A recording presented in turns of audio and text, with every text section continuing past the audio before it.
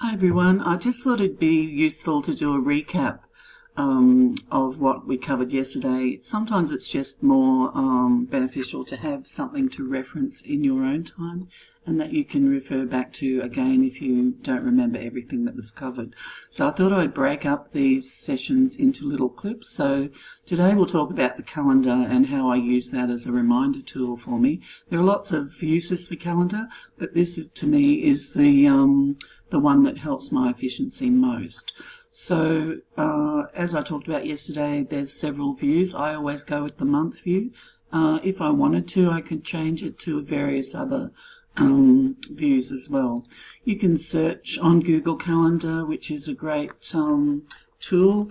If I wanted to search for a particular event or something, like I can see the Duke of Ed there. If that wasn't showing on, if I was looking in April, for example, I could just click on that and go Duke of Ed, and yeah, it'll pop up there.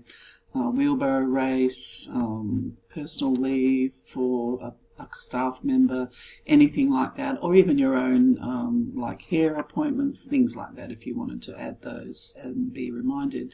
So the search feature is a great function as well if you're just needing, if you've added it or if someone else has added it onto a calendar that you're shared into.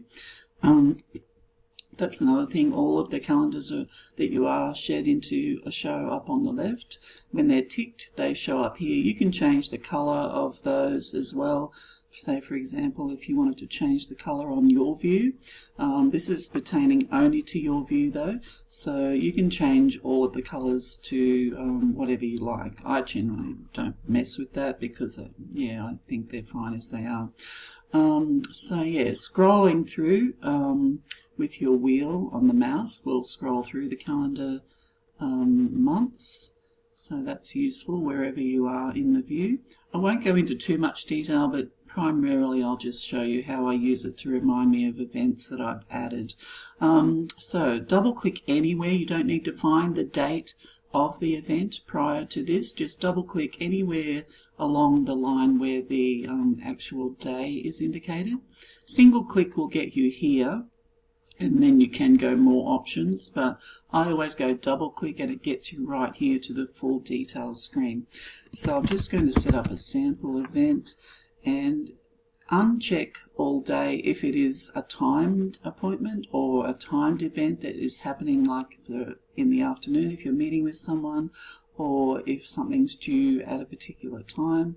That's where you can uncheck that one. And this is where you select the day. That's why it doesn't matter to get the day right on the initial calendar view. So I'm just going to pop in there and I'll leave that as that. Important to set up your time zone while I'm here. Just make sure that your time zone is selected right, otherwise you may not get the event reminders and things correct. So it should default to that one, but just handy to check that one. So you can select to repeat the event if it's something that's going to happen every month, every year, every week or whatever, or daily, which is not usual. But you can set up a custom reminder as well. You can remind, if it's an event that's, say, happening just for a term, you can have it have an end date, or you can have it end after so many occurrences. So if I've got something that's just happening twice, it's happening every week, or you could do every month or whatever you'd like there. So we'll just go with that. You can add Gmeet conferencing if you've got somebody who's meeting with you or joining this event off-site, and then there'll be you can copy that Gmeet link to send in a chat or an email as well if you wanted to. The notifications are the important thing. So if it's just a personal for you reminder thing, you don't add in guests and you will be the only one that gets the notifications. I usually do at least 2 if it's a report or something that I needed to be reminded of. I'll always do like an email for the first one, and sometimes, depending on what it is, if it's a report that I'm needing to finalise, I'll do that 1 week before or maybe 2 weeks before, and then I'll add you know, sometimes I'll do another email just one day before, and then I'll add a notification for 10 minutes before or whatever. You can add as many of these as you want to. Obviously you'd want to stagger them, but if you're busy, it's just useful to do this because then you can set and forget, and that means your brain can focus on other things that you need to be thinking about. So I really like that. If it's an event that only you need to be reminded of, you can just leave it on your personal calendar. If it's something for the whole school or the whole cohort that you work with, you can click that, and you can, if you have editing rights, you can add it to any other calendar. If it's a staff going on leave, you can just start typing S and your calendar will pop down to where the S is if you've got a lot of calendars, and then you can select it there.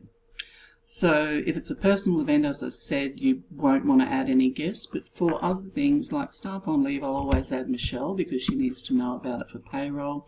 And then I'll also add in the staff members' direct report or their line manager so that they are aware that the staff member is going on leave.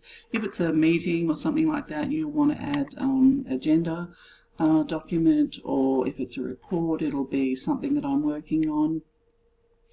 And you just click on there, it'll open up default to go into Drive, and you can have it recent. You can upload a document if it's just a PDF that you want someone to review that's associated with what you're going to talk about. You can add that, or you can click on My Drive and navigate to the document if it's not showing up there as recent, or you can do a search. So there's a number of ways there. So I'm just going to go with recent, and I'll just hit that. You can add as many documents as you want, and there's various other options. You can just type in a note here if you wanted to as well.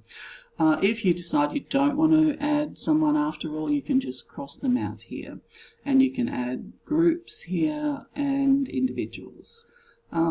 So yeah, that's pretty much it. You can uncheck or check that depending on what you would like to happen there with the guests.